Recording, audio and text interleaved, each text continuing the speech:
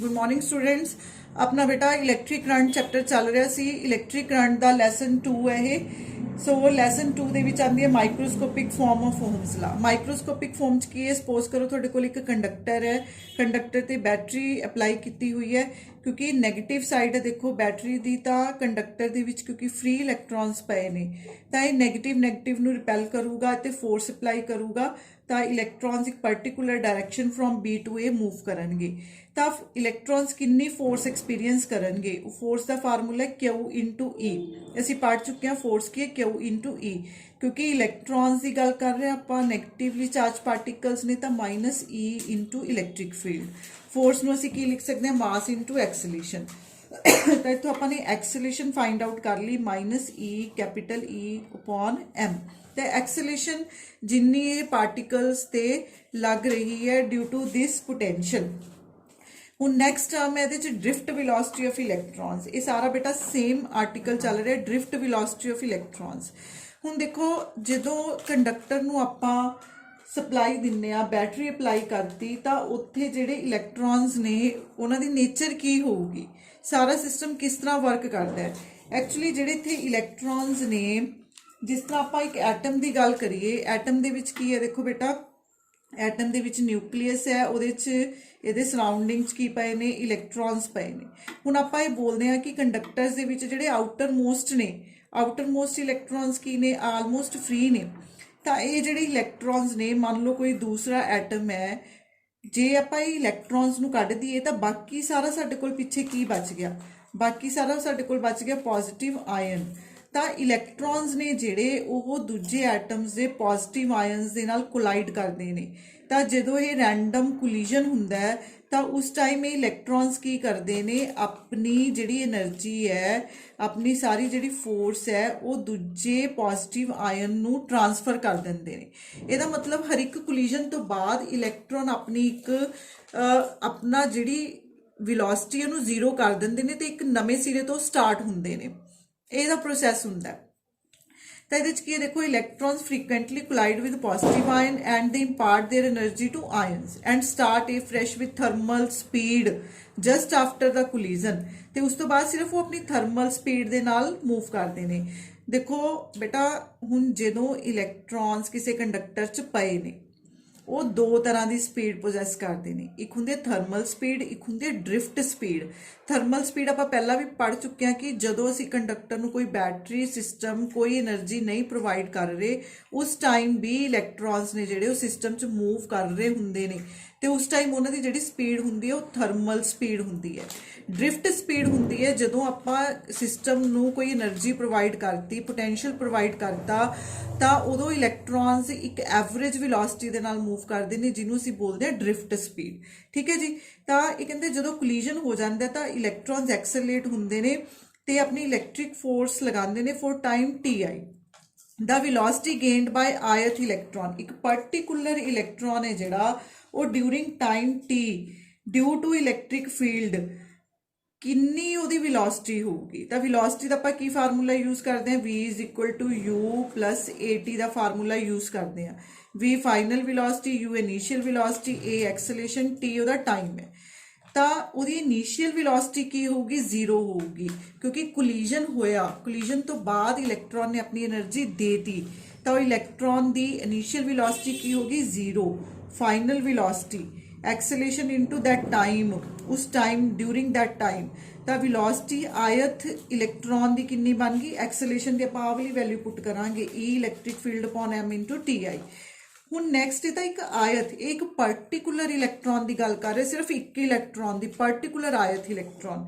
ਤਾਂ ਸਾਰੇ ਜਿਹੜੇ ਇਲੈਕਟ੍ਰॉन्स ਨੇ, ਕਿਉਂਕਿ ਨੰਬਰ ਆਫ ਪਾਰਟੀਕਲਸ ਸਿਸਟਮ ਦੇ ਵਿੱਚ ਮੂਵ ਕਰਦੇ ਨੇ, ਤਾਂ ਉਹਨਾਂ ਦੀ ਜਿਹੜੀ ਵੈਲੋਸਿਟੀ ਹੋਊਗੀ ਕੰਬਾਈਨ ਵੈਲੋਸਿਟੀ, ਉਹਨੂੰ ਅਸੀਂ ਬੋਲਦੇ ਹਾਂ ਡ੍ਰਿਫਟ ਵੈਲੋਸਿਟੀ, ਡ੍ਰਿਫਟ ਸਪੀਡ ਬੋਲਦੇ ਹਾਂ।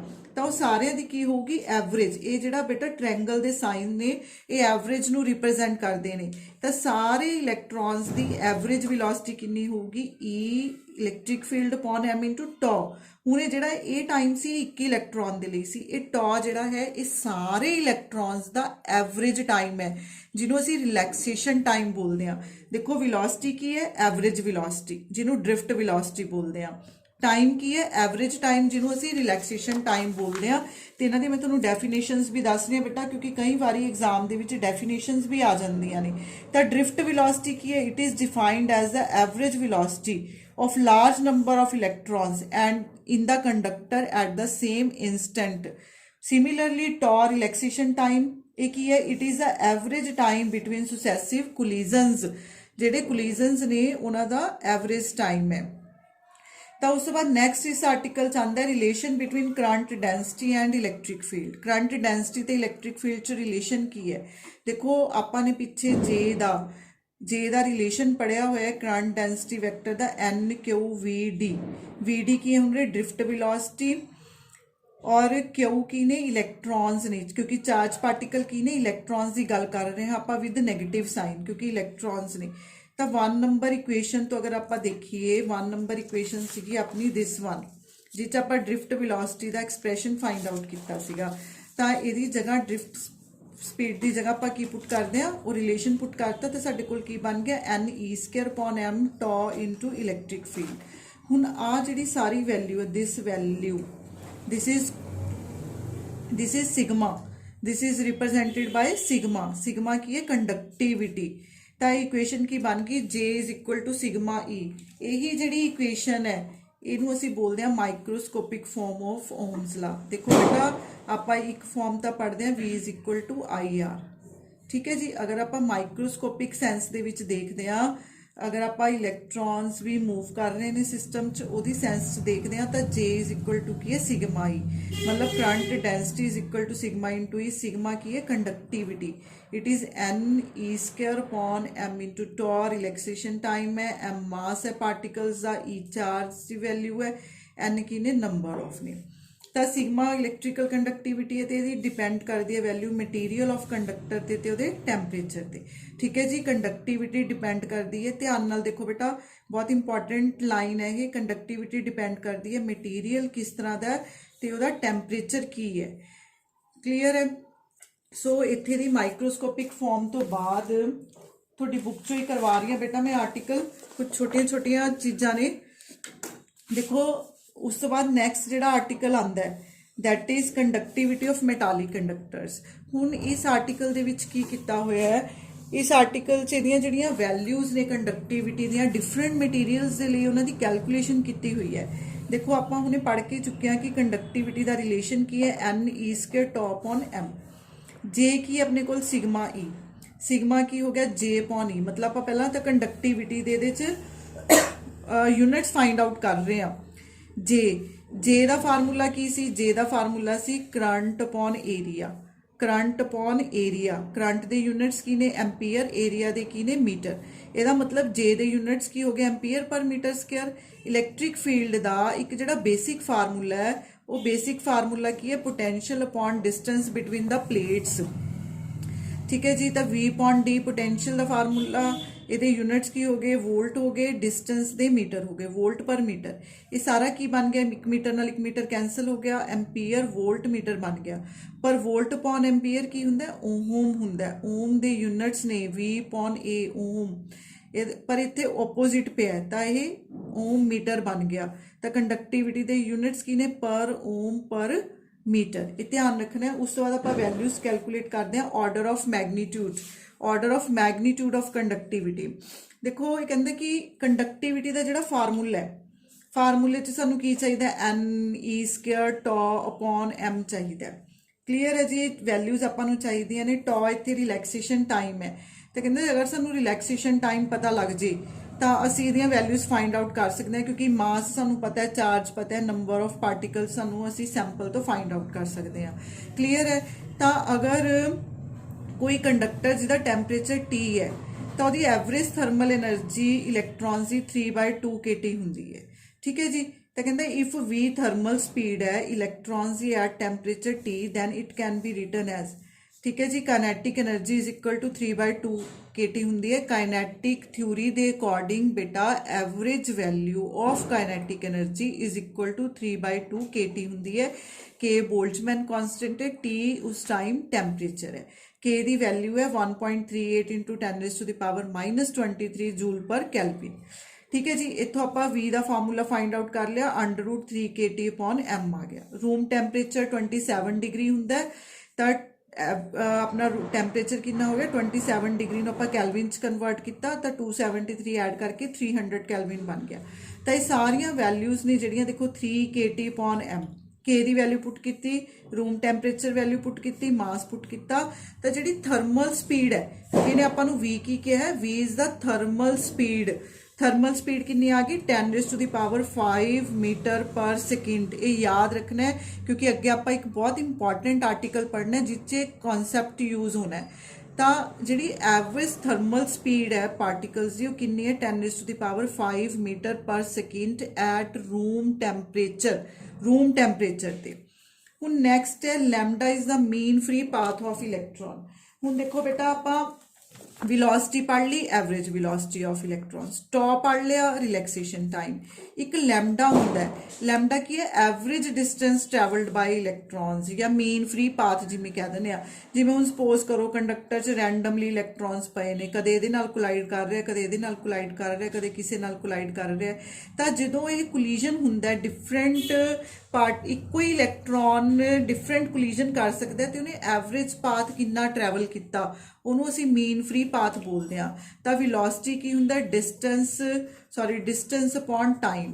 डिस्टेंस कितना है, मीन फ्री पाथ है, डिस्टेंस ही है, तो ड्रिफ्ट विलोसिटी की होगी लैम्डा अपॉन टाइम। टाइम कितना है, रिलैक्सेशन टाइम। इत्थे सारियां तीनों वैल्यूज एवरेज फॉर्म च ने, एवरेज विलोसिटी, एवरेज पाथ ते average time, relaxation time, mean free path and drift velocity. तो अगर लैम्डा मीन फ्री पाथ है तो लैम्डा सानू की दिंदा है, it gives the average distance travelled by electrons between two collision. तो मोस्टली कहते सॉलिड्स के लिए इहदा जिहड़ा ऑर्डर है वो 10⁻⁹ मीटर है, एक एवरेज रैंडम वैल्यू है। तो लैम्डा कितना हो गया 5 × 10⁻⁹ metre. n number of particles 10⁻⁴ एक एवरेज सैंपल 10⁻28 पर मीटर क्यूब, मतलब पर यूनिट वॉल्यूम गिवन ने। तो इत्थों आप रिलैक्सेशन टाइम फाइंड आउट कर लांगे क्योंकि सानू कंडक्टिविटी देखो फाइंड आउट करने के लिए ने की क्या स्टार्टिंग च रिलैक्सेशन टाइम की जरूरत है। तो आप रिलैक्सेशन टाइम कैलकुलेट कर रहे हैं। तो रिलैक्सेशन टाइम क्या आ गया lambda upon v, lambda put करो, वी थर्मल स्पीड पुट करो, तो 5 × 10⁻⁻14 सेकेंड आ गया। इनू तुसी कंडक्टिविटी के फार्मूले च पुट करो तो तुसी फाइंड आउट करोगे कि इत्थे कंडक्टिविटी की जिहड़ी वैल्यू है 1.4 × 10⁷ पर ओम पर मीटर आ गई। ठीक है जी। तो जिस तरह कहता कि कॉपर है, कॉपर नूं आपां बहुत अच्छा कंडक्टर कंसीडर करते हैं। तो कॉपर की जिहड़ी कंडक्टिविटी की वैल्यू है दैट इज़ 5.8 × 10⁷ पर ओम पर मीटर बन गया। ठीक है जी। तो हुण देखो बेटा जिवें ने एक टेबल चार्ट दिता होया इस मैटल्स की कंडक्टिविटी का ऑर्डर है। देखो मैटल्स की 10⁻⁷ एवरेजली सब दी इन्नी है, अलॉयज की घट गई, सैमी कंडक्टर्स की होर घट गई कंडक्टिविटी की वैल्यू। उस तो बाद इंसुलेटर्स चाहो बहुत नैगलीजिबल, मतलब 10⁻⁻12 बहुत घट वैल्यू है। तो ये कंडक्टिविटीज़ का एक चार्ट है, कंपैरिजन है मैटल्स, अलॉय, सैमी कंडक्टर्स ते इंसुलेटर्स का। उस तो बाद एक टर्म आती है रजिस्टिविटी। रजिस्टिविटी सानू पता है कंडक्टिविटी का ऑपोजिट है, तो रजिस्टिविटी की आ गई 1/σ आ गया। उस तो बाद नैक्सट है derivation of conventional form of Ohm's law. Conventional form मतलब जो आप पढ़ते आ रहे हैं V = IR, उसकी डेरिवेशन की है। सिमिलरली कंडक्टर है, सोर्स ऑफ बैटरी अप्लाई किया हुआ है, लेंथ L है। ठीक है जी। इस इलैक्ट्रिक फील्ड अप्लाई किया हुआ है, एरिया वैक्टर, एरिया जिहड़ा है इलैक्ट्रिक फील्ड के पैरेलल चूज किया है, लेंथ है दी DR। तो J का रिलेशन की अपना J = σ। करंट कितना फ्लो करता है J.ds। देखो ये अपना इस रिलेशन तो आया बेटा J = di/ds होंगे, तो I कितना हो गया J.ds। तो इत्थे आप J की आ वाली वैल्यू पुट करती σe, सिग्मा बाहर आ गया E.ds। E ते ds क्योंकि पैरेलल कंसीडर किए हुए ने, तो E.ds cos 0 इज 1, σe/ds बन गया। अगर इलैक्ट्रिक फील्ड यूनीफॉर्म है थ्रू आउट द कंडक्टर, अगर इलैक्ट्रिक फील्ड की है, अगर इलैक्ट्रिक फील्ड यूनीफॉर्म है थ्रू आउट द कंडक्टर, तो आप इलैक्ट्रिक फील्ड नूं बाहर ले लांगे ds। ds की है एरिया ऑफ क्रॉस सैक्शन। तो area of cross section suppose करो इंटीग्रेशन करके की आ गया A आ गया। तो I दी अपने को वैल्यू की है करंट की σe A बन गया। ਉਸ ਤੋਂ ਬਾਅਦ ਪੋਟੈਂਸ਼ੀਅਲ ਡਿਫਰੈਂਸ ਅਕਰੋਸ ਦਾ ਕੰਡਕਟਰ ਕੀ ਹੈ, ਕਿਉਂਕਿ ਤੁਸੀਂ ਬੈਟਰੀ ਅਪਲਾਈ ਕੀਤੀ ਹੋਈ ਹੈ ਤਾਂ ਆਪਾਂ ਉਹਨੂੰ ਪੋਟੈਂਸ਼ੀਅਲ ਡਿਫਰੈਂਸ ਦੀ ਟਰਮ 'ਚ ਵੀ ਦੇਖ ਸਕਦੇ ਹਾਂ।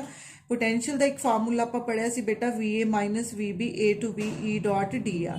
ਹੁਣ E DR ਅਗਰ ਪੈਰਲਰ ਨੇ, ਪੈਰਲਰ ਸ਼ੋ ਕੀਤੇ ਹੋਏ ਨੇ ਤਾਂ E DR cos 0 1 ਬਣ ਗਿਆ। E DR ਲੈਂਥ ਹੋ ਗਈ conductor the from A to B, ਇਸ ਕਰਕੇ ਕੀ ਬਣ ਗਿਆ E into L ਬਣ ਗਿਆ। ਤਾਂ ਇੱਥੋਂ ਇਲੈਕਟ੍ਰਿਕ ਫੀਲਡ ਦਾ ਰਿਲੇਸ਼ਨ ਕੀ ਆ ਗਿਆ, ਪੋਟੈਂਸ਼ੀਅਲ ਅਪੋਨ ਲੈਂਥ। ਆਪਾਂ ਨੇ ਹੁਣੇ ਪਿੱਛੇ ਬੇਟਾ ਯੂਜ਼ ਕੀਤਾ E is equal to V upon D, ਫਾਰਮੂਲੇ 'ਚ ਪੁੱਟ ਕੀਤਾ ਸੀ E is equal to V upon D। ਤਾਂ ਇੱਥੇ ਆਪਣੇ ਕੋਲ ਕੀ ਬਣ ਗਿਆ, V upon D ਇੱਕ ਤਰ੍ਹਾਂ ਦਾ ਡਿਸਟੈਂਸ ਮਤਲਬ ਲੈਂਥ ਬਿਟਵੀਨ ਦਾ ਪਲੇਟਸ। ਕਲੀਅਰ ਹੈ। ਉਸ ਤੋਂ ਬਾਅਦ ਇਹ ਵਾਲੀ ਇਲੈਕਟ੍ਰਿਕ ਫੀਲਡ ਦੀ ਵੈਲਿਊ ਨੂੰ ਆਪਾਂ ਨੇ ਪੁੱਟ ਕਰਨਾ ਹੈ ਇਸ ਰਿਲੇਸ਼ਨ ਦੇ ਵਿੱਚ, ਇਸ ਰਿਲੇਸ਼ਨ ਦੇ ਵਿੱਚ ਆਪਾਂ ਨੇ ਪੁੱਟ ਕਰਨਾ ਇਸ ਵੈਲਿਊ ਨੂੰ। ਤਾਂ ਆਪਣੇ ਕੋਲ ਕਰੰਟ ਕੀ ਆ ਗਿਆ, sigma VA minus VB A upon L। A area of cross section ਹੈ, L ਲੈਂਥ ਆਫ ਕੰਡਕਟਰ ਹੈ, ਸਿਗਮਾ ਕੰਡਕਟਿਵਿਟੀ ਹੈ। ਇਹਦੇ ਚੋਂ ਆਪਾਂ VA ਮਾਈਨਸ VB ਦੀ ਵੈਲਿਊ ਫਾਈਂਡ ਆਊਟ ਕਰ ਲਾਂਗੇ। VA ਮਾਈਨਸ VB ਕੀ ਆ ਗਿਆ, VA minus VB L upon sigma AI। ਅਗਰ ਆਪਾਂ ਇਹਨੂੰ ਕੰਪੇਅਰ ਕਰੀਏ V is equal to IR ਦੇ ਨਾਲ, I ਆਪਣੇ ਕੋਲ ਆ ਪਿਆ, that means कि R ਜਿਹੜਾ ਹੈ R ਆਪਣੇ ਕੋਲ ਕੀ ਹੈ L upon sigma A। ਵੈਸੇ ਵੀ ਜੇ ਬੇਟਾ ਤੁਹਾਨੂੰ +2 ਦੇ ਰਿਲੇਸ਼ਨਸ ਯਾਦ ਨੇ ਤਾਂ +2 ਚ ਆਪਾਂ ਪੜ੍ਹਿਆ ਹੋਇਆ ਕਿ ਰੈਜ਼ਿਸਟੈਂਸ ਕਿਹੜੇ ਫੈਕਟਰਸ ਤੇ ਡਿਪੈਂਡ ਕਰਦੀ ਹੈ, ਲੈਂਥ ਸਿਗਮਾ ਇਨਟੂ A, ਇਹਨੂੰ ਰੈਜ਼ਿਸਟੈਂਸ ਬੋਲਦੇ ਨੇ। ਇਹ ਕਨਵੈਨਸ਼ਨਲ ਫਾਰਮ ਹੈ ਓਹਮਸ ਲਾ ਦੀ। ਜਿਹੜੀ ਮਾਈਕਰੋਸਕੋਪਿਕ ਫਾਰਮ ਹੈ that is J is equal to sigma E। Conventional form ਕੀ ਹੈ, V is equal to IR। ਉਸ ਤੋਂ ਬਾਅਦ ਇਸ ਚੈਪਟਰ ਦਾ ਮੋਸਟ ਇੰਪੋਰਟੈਂਟ ਆਰਟੀਕਲ ਹੈ ਬੇਟਾ ਇਸ ਚੈਪਟਰ ਚੋਂ ਇਹ ਵਾਲਾ ਜਿਹੜਾ ਟੌਪਿਕ ਹੈ, ਇਹਦੇ ਆਉਣ ਦੇ ਚਾਂਸਿਸ ਬਹੁਤ ਹੀ ਜ਼ਿਆਦਾ ਨੇ ਪੇਪਰ 'ਚ, that is comparison of thermal speed and drift speed. ਦੇਖੋ ਇਹਦੇ ਕੰਪੈਰੀਜ਼ਨ ਦੇ ਵਿੱਚ ਕੀ ਹੈ, ਐਕਚੁਅਲੀ ਇਹਦੇ ਤੋਂ ਆਪਾਂ ਨੂੰ ਇੱਕ ਰਿਜ਼ਲਟ ਨਿਕਲ ਕੇ ਆਊਗਾ। ਉਹ ਰਿਜ਼ਲਟ ਕੀ ਹੈ, ਤੁਸੀਂ +2 ਚ ਵੀ ਇਹ ਚੀਜ਼ ਪੜ੍ਹੀ ਹੈ ਕਿ ਓਹਮਸ ਲਾ ਹਰ ਜਗ੍ਹਾ ਵੈਲਿਡ ਨਹੀਂ ਹੈਗਾ। ਓਹਮਸ ਲਾ ਕਿੱਥੇ ਜਾ ਕੇ ਫੇਲ ਹੋ ਜਾਂਦਾ ਹੈ, ਠੀਕ ਹੈ ਜੀ। ਓਹਮਸ ਲਾ ਹਰ ਇੱਕ ਆਪਾਂ ਕਹੀਏ ਕਿ ਹਰ ਇੱਕ ਮਤਲਬ ਸਪੈਸੀਮੈਨ ਤੇ ਇਕੁਅਲੀ ਐਪਲੀਕੇਬਲ ਹੈ ਨਹੀਂ। ਜਿਵੇਂ ਹੁਣ ਥਰਮਿਸਟਰਸ ਨੇ, ਥਰਮਿਸਟਰਸ ਦੇ ਕੇਸ 'ਚ ਓਹਮਸ ਲਾ ਵੈਲਿਡ ਨਹੀਂ ਹੈ ਤਾਂ ਓਹਮਸ ਲਾ ਕਿੱਥੇ ਜਾ ਕੇ ਫੇਲ ਹੋ ਜਾਂਦਾ ਜਾਂ ਫੇਲਿਅਰ ਆਫ ਓਹਮਸ ਲਾ ਕੀ ਹੈ, ਉਹ ਸਾਰਾ ਇਸ ਆਰਟੀਕਲ 'ਚੋਂ ਨਿਕਲ ਕੇ ਆਊਗਾ। ਤਾਂ ਇਨੀਸ਼ੀਅਲੀ ਇਹਦੇ 'ਚ ਕੀ ਹੈ, comparison of thermal speed and drift speed. ਦੇਖੋ ਥਰਮਲ ਸਪੀਡ ਆਪਾਂ ਨੇ ਕੈਲਕੂਲੇਟ ਕੀਤੀ ਸੀਗੀ 10⁵ ਮੀਟਰ ਪਰ ਸੈਕਿੰਡ। ਹੁਣ ਆਪਾਂ ਡ੍ਰਿਫਟ ਸਪੀਡ ਕੈਲਕੂਲੇਟ ਕਰਦੇ ਹਾਂ। Drift speed E electric field tau upon M। ਦੁਆਰਾ ਦੱਸ ਰਹੀ ਹਾਂ ਬੇਟਾ ਮੈਂ, ਦੇਖੋ ਇਲੈਕਟ੍ਰॉन्स ਪਏ ਨੇ ਕਿਸੇ ਕੰਡਕਟਰ ਦੇ ਵਿੱਚ ਤਾਂ ਉਹ ਦੋ ਤਰ੍ਹਾਂ ਦੀ ਸਪੀਡ ਪੋਜੈਸ ਕਰਦੇ ਨੇ, ਇੱਕ ਥਰਮਲ ਸਪੀਡ, ਇੱਕ ਡ੍ਰਿਫਟ ਸਪੀਡ। ਜਦੋਂ ਤੱਕ ਤੁਸੀਂ ਬੈਟਰੀ ਸਿਸਟਮ ਅਪਲਾਈ ਨਹੀਂ ਕੀਤਾ ਸਿਸਟਮ ਨੂੰ, ਪਾਰਟੀਕਲਸ ਫਿਰ ਵੀ ਮੂਵ ਕਰਦੇ ਨੇ ਰੈਂਡਮਲੀ ਤਾਂ ਉਹ ਉਹਨਾਂ ਦੀ ਹੁੰਦੀ ਹੈ ਥਰਮਲ ਸਪੀਡ। ਪਰ ਜਦੋਂ ਤੁਸੀਂ ਬੈਟਰੀ ਸਿਸਟਮ ਅਪਲਾਈ ਕੀਤਾ, ਕੋਈ ਉਹਨੂੰ એનર્ਜੀ ਦਿੱਤੀ ਤਾਂ ਐਟ ਦੈਟ ਟਾਈਮ ਪਾਰਟੀਕਲ ਜਿਹੜੀ ਸਪੀਡ ਪੋਜੈਸ ਕਰਦੇ ਨੇ ਦੈਟ ਇਜ਼ ਡ੍ਰਿਫਟ ਸਪੀਡ। ਤਾਂ ਹੁਣ ਆਪਾਂ ਡ੍ਰਿਫਟ ਸਪੀਡ ਕੈਲਕੂਲੇਟ ਕਰਨੀ ਹੈ। ਡ੍ਰਿਫਟ ਸਪੀਡ ਦੇਖੋ E electric field relaxation time upon M। ਕਹਿੰਦਾ ਐਵਰੇਜ ਟਾਈਮ ਬਿਟਵੀਨ ਟੂ ਸੁਸੈਸਿਵ ਕੋਲੀਜ਼ਨ ਇਜ਼ 5 × 10⁻⁻14 ਸੈਕਿੰਡ। ਤਾਂ ਆਪਾਂ ਟਾਈਮ ਪੁੱਟ ਕਰਤਾ, ਆਪਾਂ ਨੇ ਚਾਰਜ ਦੀ ਵੈਲਿਊ ਪੁੱਟ ਕਰਤੀ, ਮਾਸ ਪੁੱਟ ਕਰਤਾ, ਇਹ ਆ ਗਿਆ ਇਲੈਕਟ੍ਰਿਕ ਫੀਲਡ। ਇਹਨੂੰ ਐਜ਼ ਇਟ ਇਜ਼ ਛੋੜ ਰਹੇ ਹਾਂ ਹਲੇ। ਤਾਂ ਡ੍ਰਿਫਟ ਸਪੀਡ ਆਪਣੇ ਕੋਲ ਆ ਗਈ approximately 0.8 × 10⁻⁻2 × electric field metre per second. ਹੁਣ ਇਲੈਕਟ੍ਰਿਕ ਫੀਲਡ ਦੀਆਂ ਵੈਲਿਊਜ਼ ਤੇ ਡਿਪੈਂਡ ਕਰਦਾ ਹੈ ਕਿ ਡ੍ਰਿਫਟ ਸਪੀਡ ਕਿੰਨੀ ਆਊਗੀ। ਕਹਿੰਦਾ ਸਪੋਜ਼ ਕਰੋ ਲੋ ਇਲੈਕਟ੍ਰਿਕ ਫੀਲਡ ਹੈ। ਲੋ ਇਲੈਕਟ੍ਰਿਕ ਫੀਲਡ ਕਿੰਨਾ ਕਿ ਇਲੈਕਟ੍ਰਿਕ ਫੀਲਡ 100 ਵੋਲਟ ਪਰ ਮੀਟਰ ਹੈ ਸਪੋਜ਼ ਕਰੋ। ਹੁਣ ਸਪੋਜ਼ ਕਰੋ ਕਿ ਤੁਸੀਂ ਉਰੇ 100 ਪੁੱਟ ਕਰਤਾ, ਤੁਸੀਂ ਉਰੇ E ਦੀ ਜਗ੍ਹਾ ਤੇ ਕੀ ਪੁੱਟ ਕੀਤਾ 100 ਪੁੱਟ ਕਰਤਾ ਤਾਂ ਉਹ 100 ਇਹਦੇ ਨਾਲ ਕੈਂਸਲ ਹੋ ਗਿਆ। ਤੁਹਾਡੇ ਕੋਲ ਸਪੀਡ ਕਿੰਨੀ ਬਚ ਗਈ, ਸਿਰਫ 10 × 10⁻⁻1 ਮੀਟਰ ਪਰ ਸੈਕਿੰਡ ਬਚ ਗਈ। ਬਹੁਤ ਘੱਟ ਸਪੀਡ ਹੈ। ਦੇਖੋ this drift speed is very small compared to thermal speed for low values of electric field. ਮਤਲਬ ਅਗਰ ਆਪਣੀ ਇਲੈਕਟ੍ਰਿਕ ਫੀਲਡ ਦੀਆਂ ਵੈਲਿਊਜ਼ ਲੋ ਨੇ ਤਾਂ ਕੀ ਹੋਊਗਾ, ਦੇਖੋ ਥਰਮਲ ਸਪੀਡ ਤਾਂ ਪਈ ਹੈ 10⁵5 metre per second, drift speed ਆ ਰਹੀ ਹੈ 8 × 10⁻⁻1 ਮੀਟਰ ਪਰ ਸੈਕਿੰਡ। ਮਤਲਬ ਲੋ ਇਲੈਕਟ੍ਰਿਕ ਫੀਲਡ ਤੇ ਥਰਮਲ ਸਪੀਡ ਜ਼ਿਆਦਾ ਹੋਊਗੀ, ਡ੍ਰਿਫਟ ਸਪੀਡ ਘੱਟ ਹੋਊਗੀ, ਲੋ ਹੋਊਗੀ। क्लीयर है। देखो दोबारा दस रही है बेटा, मैं लो इलैक्ट्रिक फील्ड अप्लाई किया तो अपनी ड्रिफ्ट स्पीड कोई ज़्यादा नहीं आई, मतलब लो इलैक्ट्रिक फील्ड ते थर्मल स्पीड ज़्यादा है, ड्रिफ्ट स्पीड घट है, मतलब थर्मल स्पीड डोमीनेट करूगी ड्रिफ्ट स्पीड में। पर जे हाई इलैक्ट्रिक फील्ड है, हाई इलैक्ट्रिक फील्ड कितना क हाई, मान लो अप्रॉक्सीमेटली 10⁻⁸ वोल्ट पर मीटर हो गया।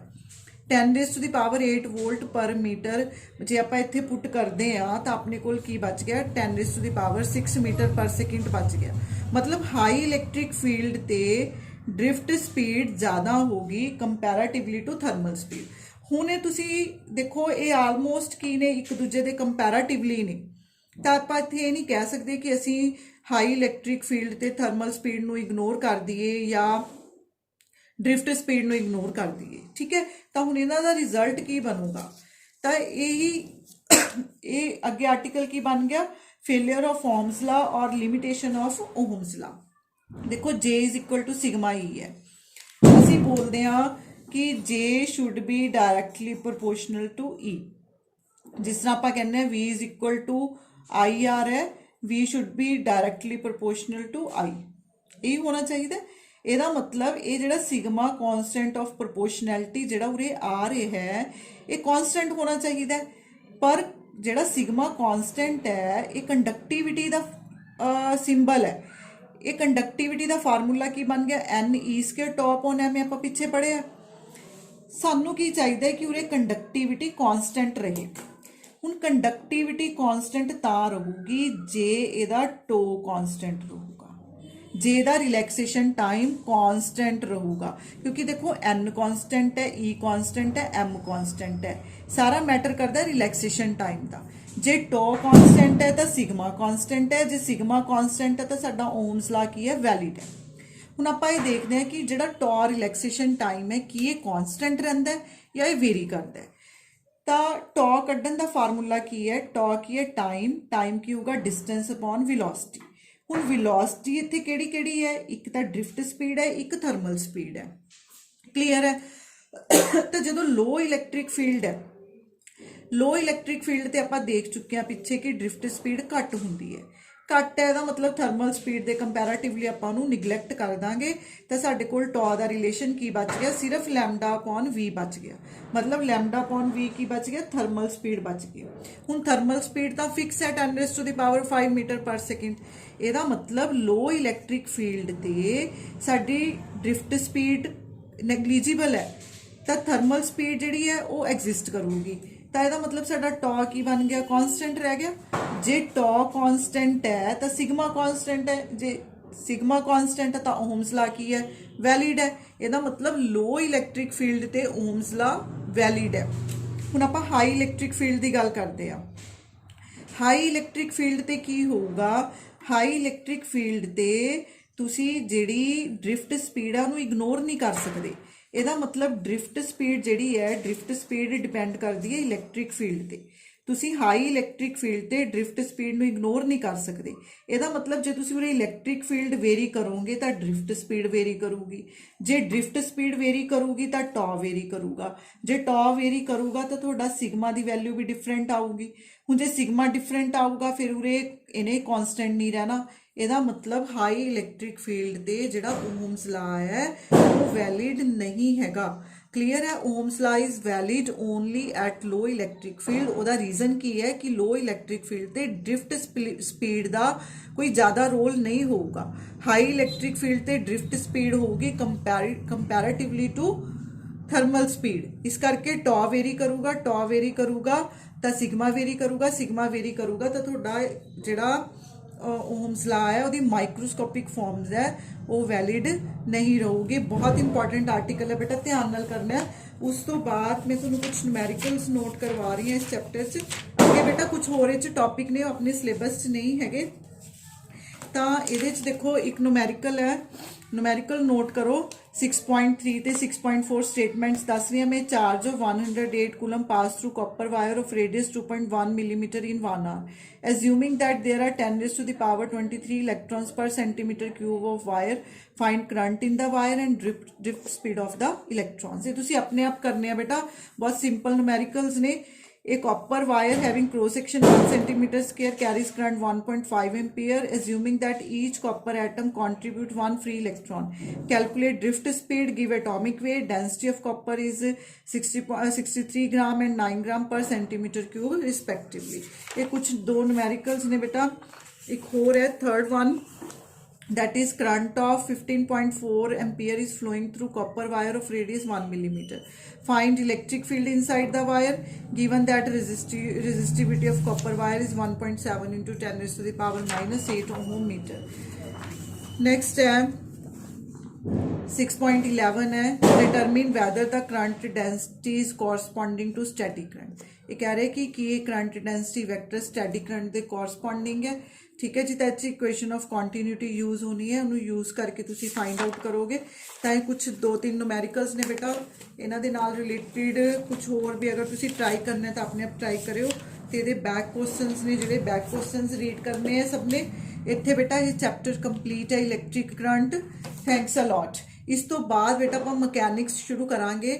ਇਹਦਾ ਇੱਕ ਚੈਪਟਰ ਹਲੇ ਪੈਂਡਿੰਗ ਹੈ, ਜਿਹੜਾ ਇਸ ਦਾ ਨੈਕਸਟ ਚੈਪਟਰ ਹੈ ਉਹ ਪੈਂਡਿੰਗ ਹੈ. ਪਰ ਬੇਟਾ ਉਹ ਤੁਹਾਨੂੰ ਤਾਂ ਸਮਝ ਆਊਗਾ ਅਗਰ ਤੁਸੀਂ ਮਕੈਨਿਕਸ ਦਾ ਫਸਟ ਚੈਪਟਰ ਪਹਿਲਾਂ ਪੜ੍ਹੋਗੇ.